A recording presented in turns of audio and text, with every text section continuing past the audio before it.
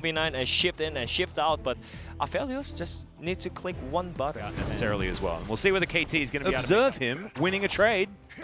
all of that solo queue in spring working out. As Bono's going to find BDD. Red buff is active. Flash is going to be traded, and in goes Kuro to be delivered. It's going to come on down as Rascal's looking for a solo kill onto Smeb.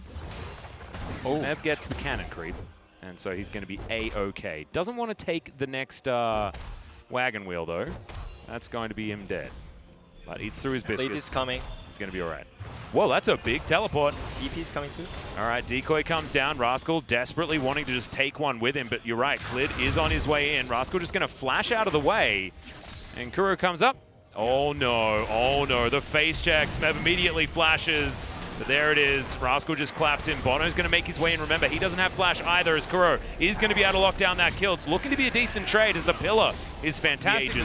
But they're not playing here. It's Gen.G this time around as Smeb is looking to get solo killed again. That wagon wheel comes in and Rascal. As there's an ulti into the mid lane. Kuro does have his flashback available, but I don't know whether he even has an opportunity to use it. And he does. In the meantime, aiming is suffering from the year's disease. Kuro's going to come down, but not. Oh, very close. Tucson does survive in the end. Kuro decides that he's not actually able to take down Ruler with his, Severum Crescendum combo.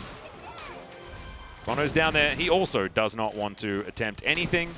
Smeb's going to spot as, maybe we're going to get a bit of a face check here as Kellen. See whether he finds the Cosmic Binding. He doesn't. And it's going to send Aphelios to the Death Chamber. Bono very happy to go on a magical journey. He says, thanks very much, Kellen. One more auto is going to do it. And wasn't necessary. So it was kind of trade, but Clid is still looking for topside. Oh no, there's an ult available. And we don't even know whether Smeb has his decoy available just yet. There it is. Unstoppable Force comes down. Collateral damage is in there, but Smeb has survived. Cyclone did about nothing. And there's the Emperor's Divide. Bono should be taken down here as Clid is right on top of him. Wild Growth comes through from Tucson, though, and he will find the Glitter Lance to slow down Clid. Completely out of mana as aiming turns up from the bottom side. All of these shields and heals are working out. Trundle using ulti on the Malphite too, and this is the moment that they are looking for. Yep, that's what they're going to go for, as Bono puts down the pillar. Unstoppable time on various teams. As I'm going to have to hold the thought for a moment. Tucson has to flash to get himself out of this one. Wild Growth utilized as Kellen has to flash out of a Mystic Shot. As aiming was untouched, now Clid finds himself in the middle of a rock and a hard place. As he does get out. And I'm actually enjoying watching aiming play this one out as Kuro sidesteps the Tempered Fate. Boots of Swiftness and the Lichbane is good as aiming. Great finger work there, making sure he gets the Arcane Shift out. And there's a good pillar as Rascal should be going down here. There we go, aiming, locks down that kill, but Ruler is looking for Bono. He's frontlining as this one. And in goes the attack, things like that. As another True Shot Barrage is going to spot that Gen.G were lying in wait as Bono gets caught out with the Tempered Fate. All four members on top of him. Down to half health, Wild Growth comes out, and he will survive. As KT have that very cute ward. You can see just, actually in a control ward in the pit right now, as Gen.G know exactly what's going on. Aiming, Arcane Shift, gets himself out of the Tempered Fate, as Ruler has a lot of chakrams built up. There is a lot of damage available as Kellen gets tagged by so many Mystic Shots. This is what happens when the Qs keep landing. Yeah. And it's not what we saw as, my god, that gold cut did about 1 trillion damage there to Clid.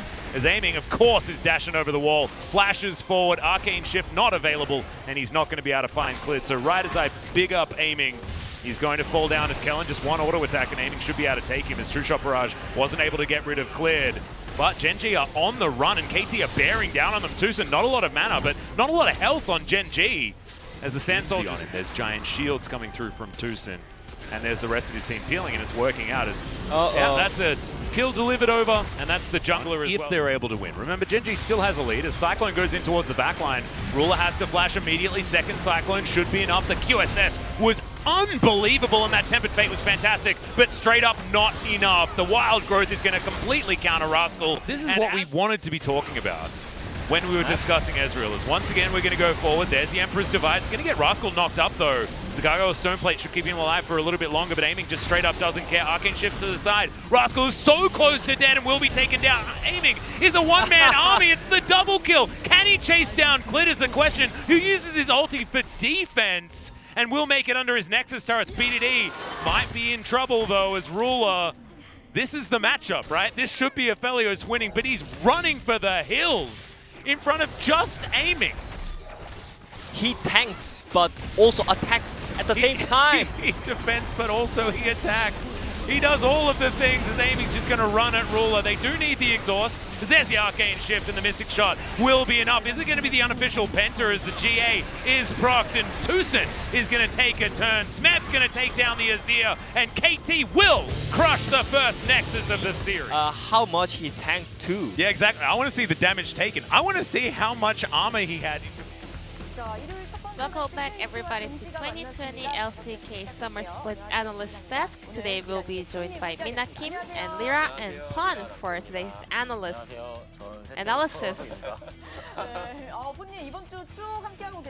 Pon, how was your first week in LCK?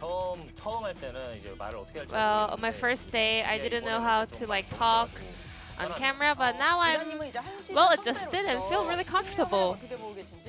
Lyra, how is he doing? I mean, he's really similar to Whatted, giving a lot of straightforward comments. So I'm a little bit of a calm type of guy, so having this kind of a straightforward guys right next to me is really exciting and I like it. It was KT versus Gen.G, and once again they traded to Aphelios and Ezreal. Even though Ezreal has a very low win rate, KT just picked B1 Ezreal. Speaking of mid matchup, well, as a Twisted Fate player, it's actually really hard to play into Azir. So you have to make sure that you don't die during the laning phase, but Kuro just pulled it off really cleanly.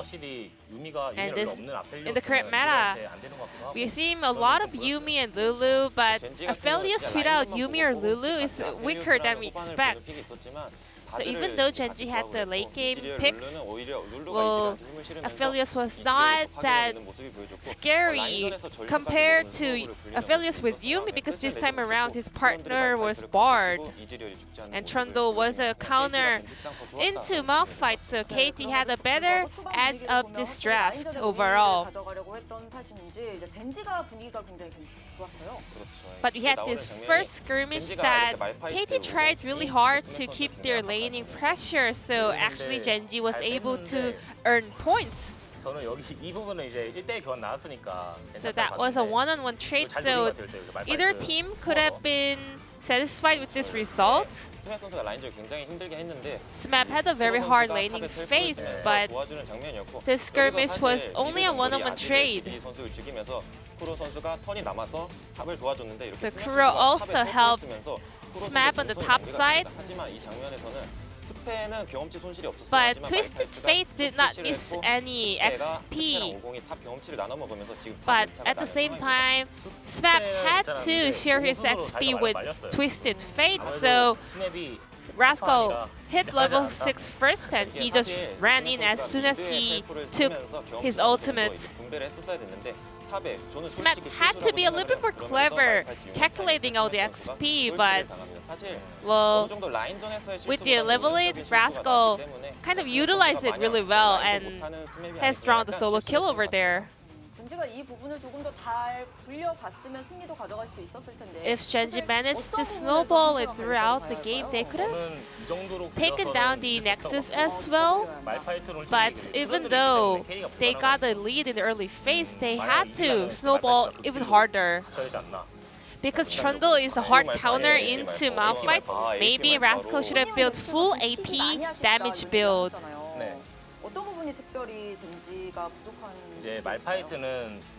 Speaking of the Gen.G's draft,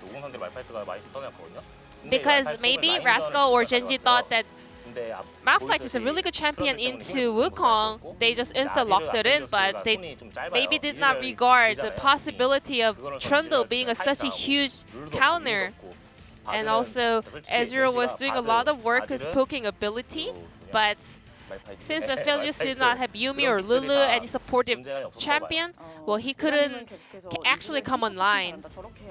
So it was a B1 Ezreal. So they chose Ezreal over Aphelios, even though a lot of people are thinking that Aphelios is over, having more ability over Ezreal, but this time, aiming kind of showed the meaning of this champion. So as the Gen.G players were rotating to Dragon, they were just perma-poking to the Gen.G comp. But Malphite cannot just ultimate in because just because there was Trundle blocking him away. As soon as he jumps in, he will be subjugated and he will be melted down. Trundle Azure comp was a huge pressure for Gen.G players. So KT players, they were so feeling comfortable approaching for that dragon. Then let's check out the first player of the game today. Kura on Twisted Fate. He earned so many time for KT players. To be honest, all three laners were having a really hard time, but Kuro managed to hold on for such a long time and helped out all the other laners. And Kuro was so proactive and vocal all throughout the game, setting up all the plays on Twisted Fate. And Pon thinks that Wukong was a little bit invisible in this game. At the same time, Wukong has a lot of ability to contribute to laning phase, so it is really important to kind of shut him down before he gets too fed. So let's check out game number 2, KT versus Gen.G.